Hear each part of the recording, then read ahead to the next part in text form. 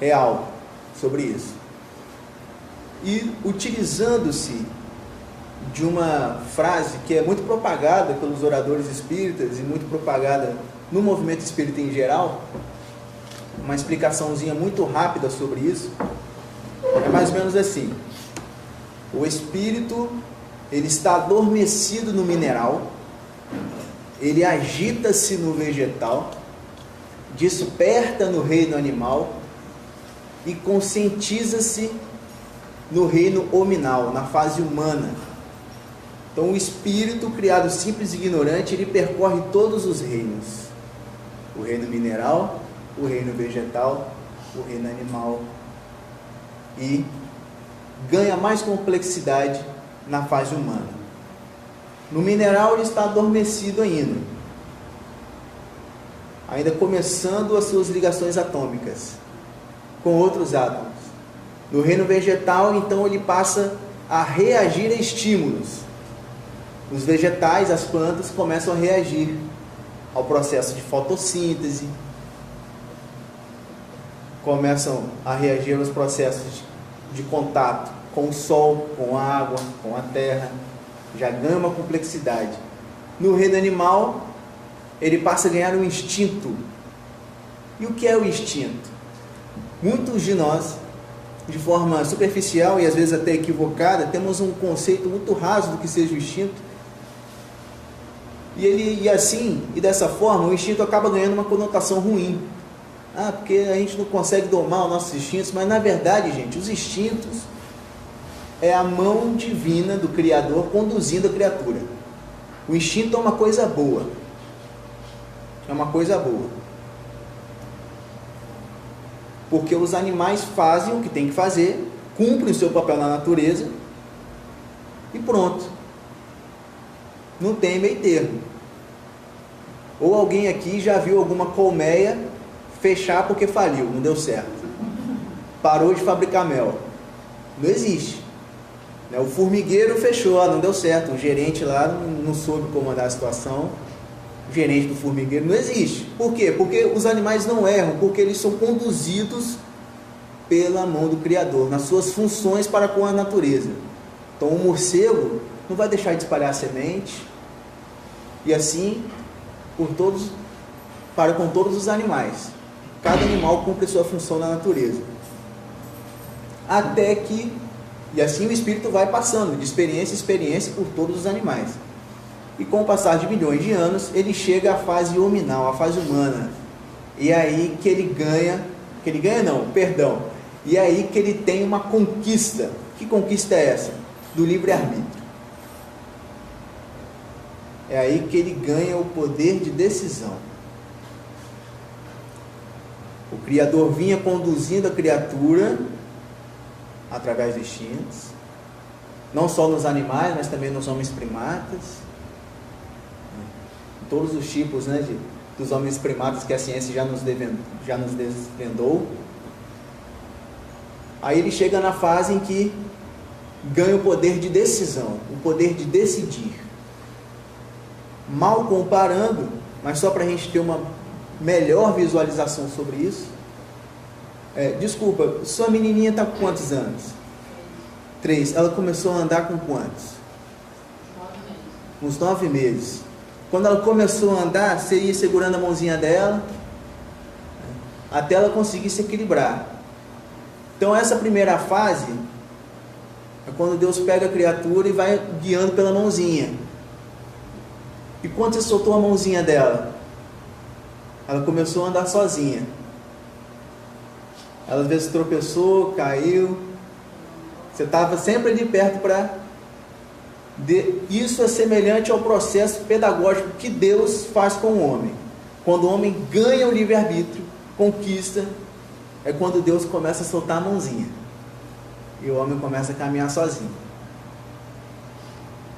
Mas Deus nunca sai de perto. Semelhante ao pai e à mãe. Nunca sai de perto. Deixa o filho andar 2, 3 passinhos, vê que vai cair, já segura. Deus é assim também. Então a gente chega numa fase em que Deus solta a nossa mãozinha. Assim, vai filho, faz o teu caminho. Agora você já pode andar. mas ele nunca sai de perto. Essa é a etapa da evolução espiritual em que se conquista o livre-arbítrio. E o livre-arbítrio nada mais é do que a capacidade de fazer escolhas, de tomar decisões, de optar pelo caminho da direita, pelo caminho da esquerda. Mas não podemos esquecer que em todos os caminhos Deus está sempre conosco. Ele só soltou a nossa mão, mas ele não saiu de perto. Isso é importante ser destacado, porque nós vamos falar disso depois, lá no final.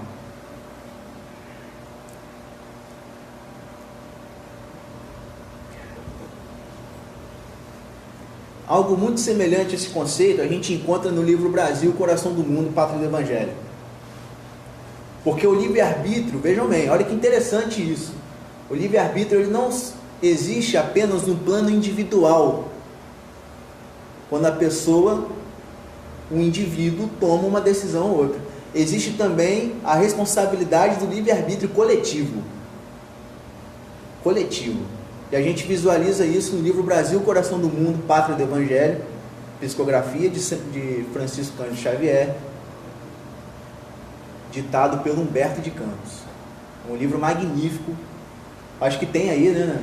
Tem aqui na livraria, para quem quiser se interessar depois. E o que conta nesse livro? Conta que a história do Brasil vem o primeiro reinado, o segundo reinado e 1889, funda-se a República. E aí o que é espiritualidade liderada por Ismael? E aí só a título de informação, Ismael é o guardião espiritual do Brasil, é o mentor espiritual do Brasil, incumbido por Jesus, como se fosse o grande anjo da guarda do Brasil, né? E como se fosse, não é mesmo, porque ele também é conhecido como o anjo Ismael. Então o Ismael ele comunica a espiritualidade. Olha só, agora é o seguinte: a coletividade brasileira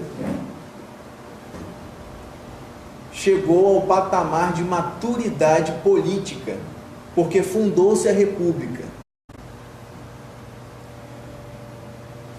Então, a partir de agora, nós vamos atuar nós vamos nos afastar um pouco das decisões políticas da vida do Brasil. Porque até o segundo reinado, a espiritualidade intuía muitos governantes. Dom Pedro I, Dom Pedro II. Dom Pedro II, então, ele foi enviado da espiritualidade. Ele foi um enviado da espiritualidade. Foi o Dom Pedro II, né, que aboliu a escravatura com a princesa Isabel e tudo. Ele foi enviado da espiritualidade, no livro conta. E aí, quando funda essa república, Ismael fala: ó, agora o Brasil tem condições de andar sozinho. E andar sozinho é responder pelas suas decisões políticas. Isso quer dizer o quê? Ah, não, então agora a gente está preparado, vai ser muito fácil? Não, a gente tem visto que não. A história brasileira, no seu âmbito político, tem sido muito duro.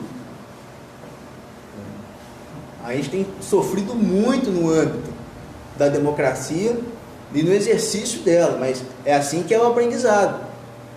Quando a gente começa a andar sozinho, a gente cai, a gente rala o joelho. Mas é assim que é o processo. E é para isso que serve o livre-arbítrio. Por que Deus deixa de conduzir quando a gente conquista o livre-arbítrio? Porque agora Deus quer ver a gente realizando as coisas pelos nossos méritos. Nos outros reinos, mineral, vegetal e animal, a gente realizava as coisas com os méritos de Deus. Era a mão dele ali. Agora não, agora filho, você já está pronto, eu quero ver você fazendo. Eu estou aqui, não vou sair de perto de você, mas você agora tem condições de fazer, completar a minha obra. Ser minha imagem e semelhança, como diz lá no livro de Gênesis, de Moisés. Está claro até aqui? Está claro? Alguma pergunta? Então vamos. Se está claro, então vamos. Chegamos ao segundo ponto. livre-arbítrio e reencarnação, focando em planejamento reencarnatório. Como é que é isso? O espírito, antes de reencarnar, antes de renascer e tomar um novo corpo, ele faz uma programação. Mas essa programação não é um destino traçado, é apenas um cálculo de probabilidades. Para exemplificar, vou contar uma historinha para vocês. Eu acho que eu já contei aqui, mas é sempre bom relembrar. Essa história está no livro Libertação, psicografia de Chico Xavier também, de autoria de André Luiz. André Luiz é aquele do Nosso Lar do filme.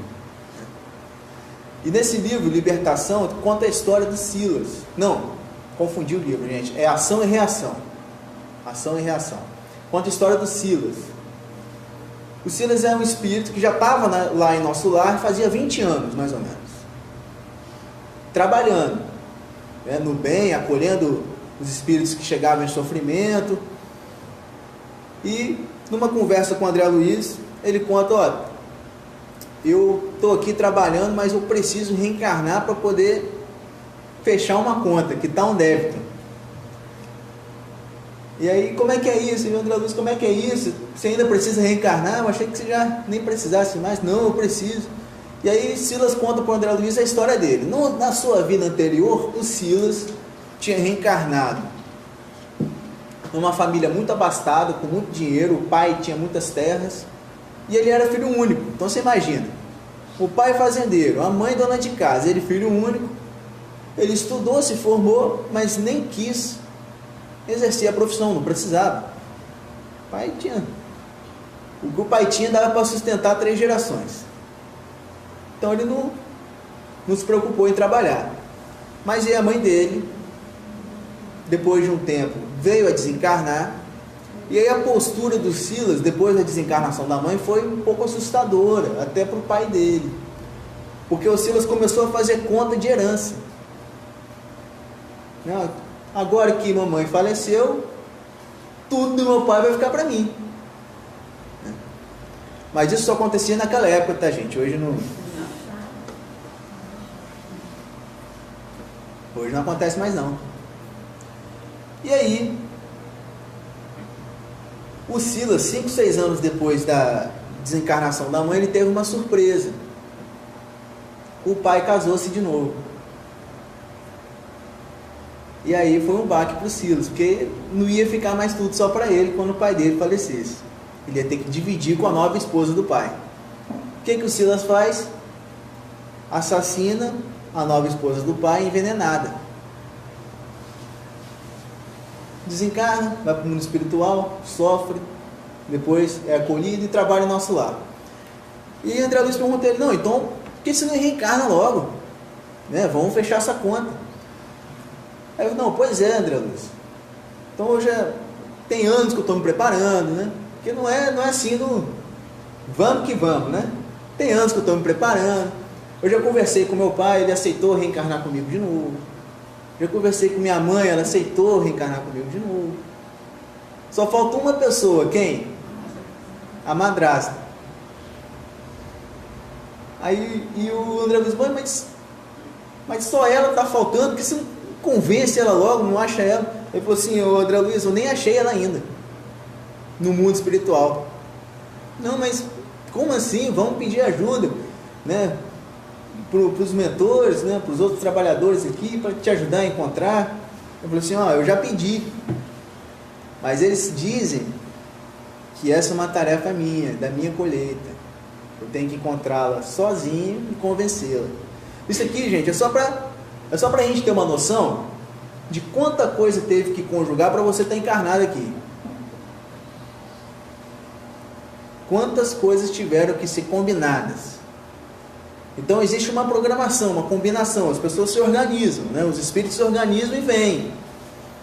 Então, e aí vem aquela, quem vai primeiro, quem vai depois, vai receber como filho, né? Então vai reencarnar na mesma família, vai conhecer como um primo, um parente, né? Ou um amigo, um vizinho, tudo isso se combina.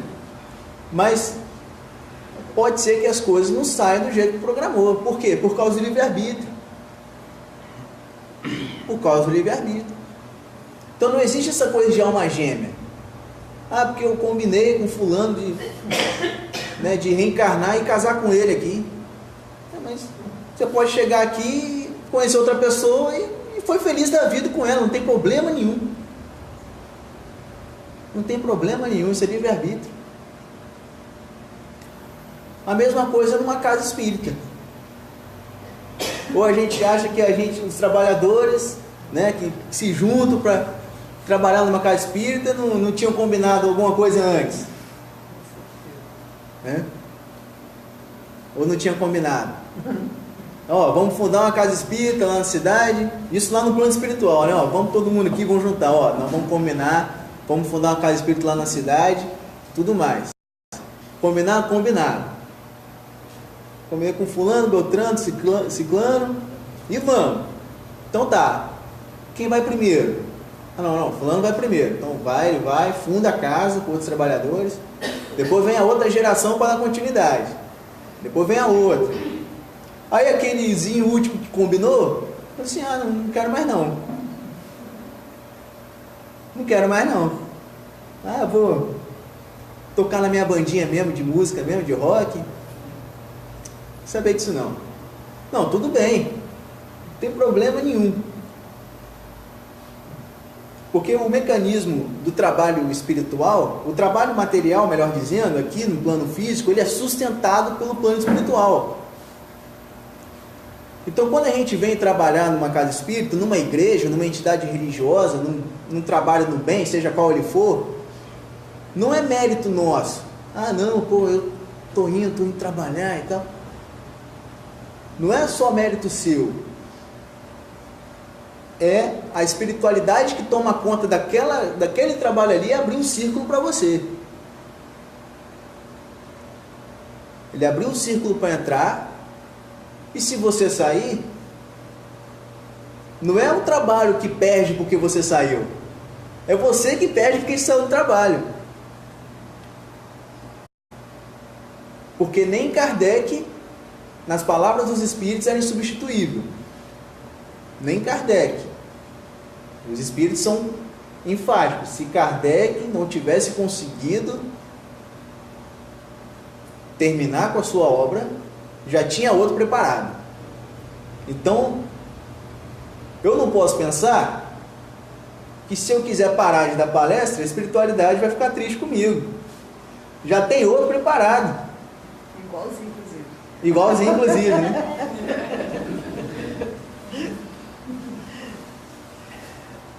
Então, se eu quiser sair do trabalho, eu não posso pensar que a espiritualidade vai desanimar porque eu saí do trabalho. Não, a espiritualidade vai pegar outra pessoa, vai intuir, vai preparar para assumir o que eu deixei de fazer. Porque o ciclo é infinito. E quem comanda o trabalho no bem é Jesus. Jesus não deixa ponto sem nó. O planejamento espiritual ele é feito com 100 anos, 200 anos de antecedência. Justamente para precaver isso tudo. Então esse é o exercício do nosso livre-arbítrio. Esse é o exercício. Nós temos condição de tomar decisões e a espiritualidade já está preparada para todas as decisões que nós tomaremos, para todas as reações que a gente venha a ter. Por isso que tudo tem sua hora. Mas eu queria tanto que acontecesse isso logo comigo, que eu conseguisse logo isso. Calma, não está na hora. Você ainda não está preparado, não vai reagir bem. Mas você quer? Vai. Mas estou avisando. Vai ser difícil. Quer ir mesmo assim? Vai. Então o livre-arbítrio, ele nos dá a oportunidade de termos mérito nas nossas conquistas e também de ser responsabilizado pelas nossas escolhas. Quando a gente falha, também é assim. A gente é responsabilizado. É claro que a misericórdia divina analisa todos os pontos. leva tudo em consideração para amenizar essa situação. Porque os espíritos dizem assim: não há tentação irresistível quando se tem vontade de resistir. E aí, quando se fala em livre-arbítrio, a gente sempre relativiza. Mas... Porque existia um pensamento científico chamado determinismo. E é um pensamento científico que faz sentido, até certo ponto faz sentido. Porque, veja bem, as nossas escolhas, a nossa cultura, ela depende do momento histórico e da sociedade na qual nascemos. Então, se a gente nasce num âmbito, no momento histórico, social e cultural, a gente vai ser jogado a ter determinadas posturas. Mas a gente pode levar quase uma vida inteira e superá-las. Por exemplo, Mahatma Gandhi. Mahatma Gandhi reencarnou na Índia. E ele demorou quase 50 anos para poder renunciar ao sistema das castas, a dizer que ele não concordava. Castas é uma separação social truculenta que existe na Índia, acho que até hoje. E ele tinha esse comportamento de menosprezo pela outra casta. Ele demorou quase 50 anos para isso. O Gandhi, imagine eu. E ele tinha também um comportamento machista, tudo que a cultura da época mandava. Mas ele conseguiu resistir, porque não há tentação irresistível quando o espírito tem a vontade de resistir. Não há. Então, assim que funcionam nossas escolhas. E no planejamento reencarnatório é só uma programação. A gente pode mudá-la e nem por isso a gente está fazendo errado. É como os pais que criam um filho. Imagina um casal de médicos. Então, eles vão ter o filho, aí faz lá o quartinho da criança, já coloca toda a decoração de médico no quartinho da criança, né? Os coraçãozinhos lá, aqueles instrumentos de médico, tudo, para o menino ser médico. Ele falou: filho, você vai ser médico. Filho, a gente está fazendo de tudo, a gente já tá na poupança o dinheiro da sua faculdade de medicina. Você vai ser médico. Só esqueceram de perguntar para o menino. Aí chega o menino lá nos seus 17, 18 anos, assim: ó, papai, mamãe, é o seguinte, eu quero ser músico, não quero ser médico. Pronto, tudo que os pais planejaram foi mudado. Mas está errado? Não está errado, são escolhas. E a fundamental importância do livre-arbítrio, de entender o livre-arbítrio, é nós entendermos que nós precisamos respeitar o livre-arbítrio do outro. E essa é a maior dificuldade quando se fala em livre-arbítrio. Mas se Deus respeita o meu, por que eu não posso respeitar o do outro? Quem sou eu na fila do pão, né? Passamos agora então para o terceiro momento: providência divina. Providência divina e livre-arbítrio. Como é que é isso? Deus vai deixando, solta a nossa mãozinha e vai deixando a gente andar. Vai deixando.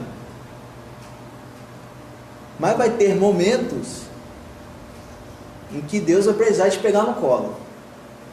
E é aí que entra a providência divina. É aí que entra. Só que a gente não vê quando Ele está pegando a gente no colo. Porque Deus não fala por palavras. Ele não aparece assim para a gente: ó, eu estou aqui. Deus não concorre com a vaidade das criaturas. Deus utiliza outro sentimento para falar, para comunicar com a gente. Sabe que instrumento é esse? Sentimento. Deus utiliza o sentimento para comunicar conosco. E é assim que Ele consegue respeitar o nosso livre-arbítrio e nos salvar quando a gente precisa. Porque Deus, gente, Ele solta a nossa mãozinha, mas antes de soltar, Ele já deu tudo para a gente. Ele já deu a nossa programação, já deu a Terra para a gente reencarnar, aqui o planeta. Ele já deu as nossas relações, com quem que a gente vai reencarnar, né? E para quê e por quê. Já dá os instrumentos que são os seus dons, as suas aptidões, as suas práticas, aquilo que você é bom. Já te dá tudo isso, todos os instrumentos, a terra, mas alguém tem que plantar. Alguém tem que plantar. E esse que tem que plantar somos nós.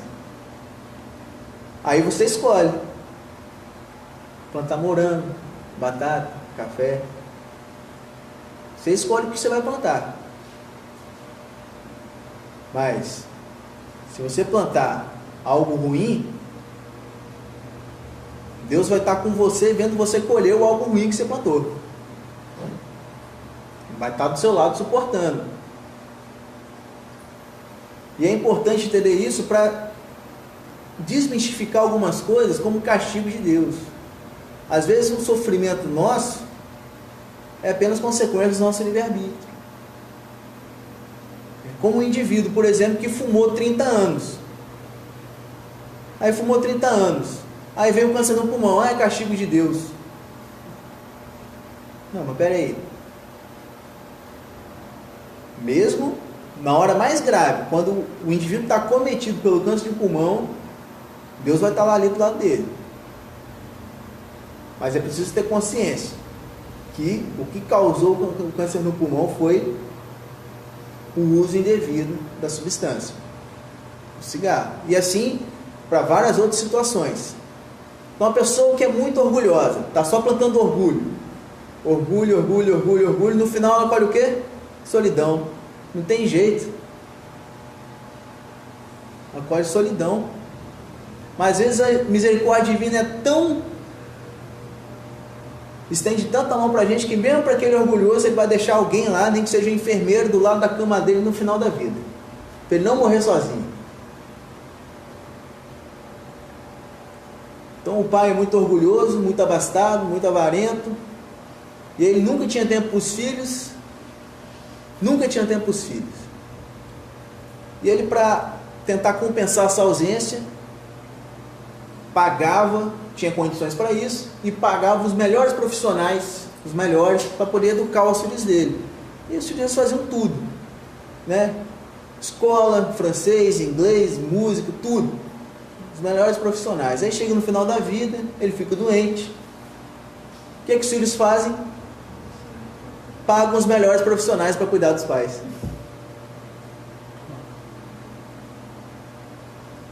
É colheita.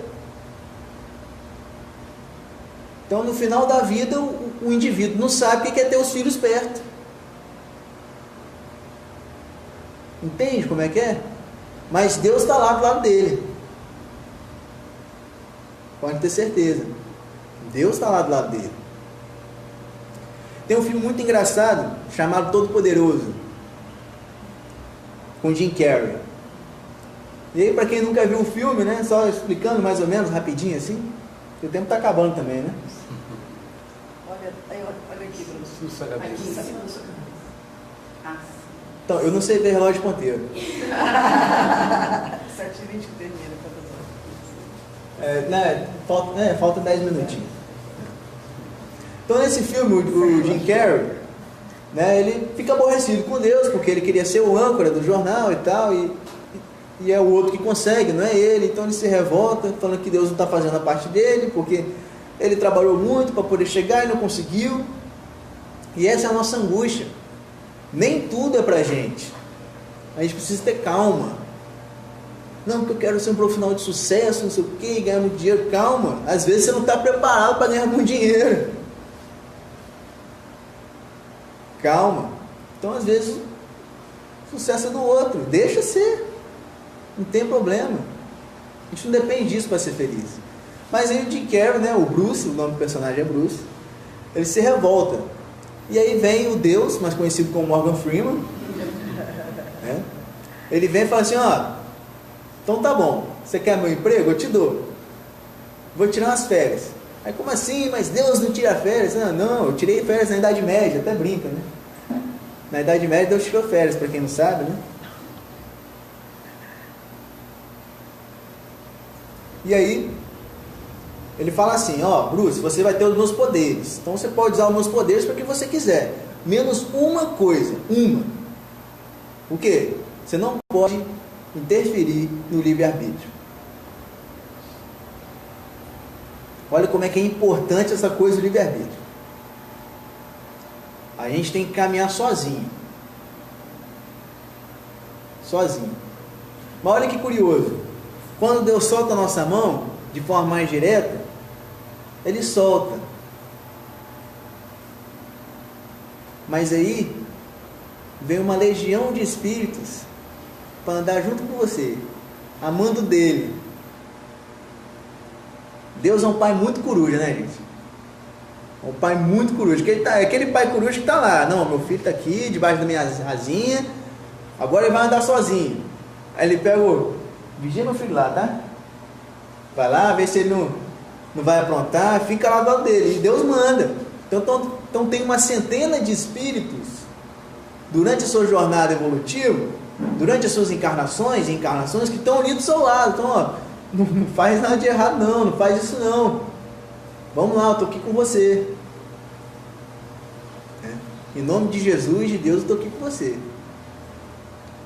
Como não bastasse, ele também manda o irmão mais velho, Jesus. Falou, ó, eu vou mandar um irmão aqui, para vocês verem como é que eu quero que vocês façam. É o que a gente chama de modelo e guia. Vocês imitam, tá? É só vocês imitarem. Tá vendo? Ó? Imita ele, tá bom. Deus é um pai muito coruja. E aqui a gente vai já encerrando, né? A gente já vai encerrando. Porque... Aliás, para encerrar, já tem um tempinho ainda, eu vou só contar mais uma historinha. Muito rápida. Que fala de dois viajantes. Dois viajantes que enfrentavam uma noite muito escura, uma nevasca cruel no meio da estrada, e os dois morrendo de frio, né? Naquela situação, andando sozinho no frio, não tinha abrigo, e eles estão passando assim, quando vê a margem da estrada, um deles escuta uma criança chorando. Uma criança chorando aqui nesse frio. Aí um foi lá ver, o outro foi atrás, viram a criança. Um dos dois pegou a criança no colo, falou assim, ó, vamos levá-la com a gente. Melhor do que deixá-la aqui. O outro, não, a gente está morrendo, você quer trazer uma criança ainda? A gente já está com problema demais para resolver, vamos pegar mais um problema junto com a gente? O pensamento egoísta, né? Quando uma pessoa vem te pedir ajuda, não, eu estou com um monte de problema para resolver. Da outra hora você vem. Às vezes a pessoa precisa naquela hora ali. E aí o outro tema fala assim, não, vamos levar a criança com a gente. O outro, não, tá doido, vamos trazer um problema, um peso a mais para a gente. Não, a gente vai morrer. Aí eu falo, não, mas vamos levar. Não, então faz o seguinte, você fica aí com a criança e eu vou sozinho. Mas a criança não leva. Aí passa a tempestade, o dia amanhece. O rapaz, o primeiro que ficou com a criança, se protegeu do frio com a criança, e o outro morreu congelado, morreu de frio. Por quê? O que pegou a criança se esquentou com calor humano. Um esquentou o outro ali. E o que estava sozinho não se esquentou com ninguém. Então essa tem sido a nossa escolha errada. Diante dos problemas e das dificuldades da vida, a gente tem preferido sempre ficar sozinho. Seguir sozinho. Mas Deus sempre diz, calma, Calma. Você não precisa enfrentar nada sozinho. Eu vou mandar alguém que você vai ajudar e no final vai acabar te ajudando também. É a criança. Está vendo como é que Deus nunca sai do lado? Ele solta a mãozinha da gente andar no nevasco, no frio, na tempestade, mas manda espiritualidade lá. Ó, vai atrás para ajudar ele. Então essa é a reflexão. A gente tem sempre condição de fazer a escolha certa. Mas se a gente fizer a escolha errada, ainda assim Deus vai estar com a gente. Que a gente nunca perca isso de vista. Então é isso. Foi por hoje, né? Com essa reflexão. Agradeço a atenção. Uma boa noite a todos aí.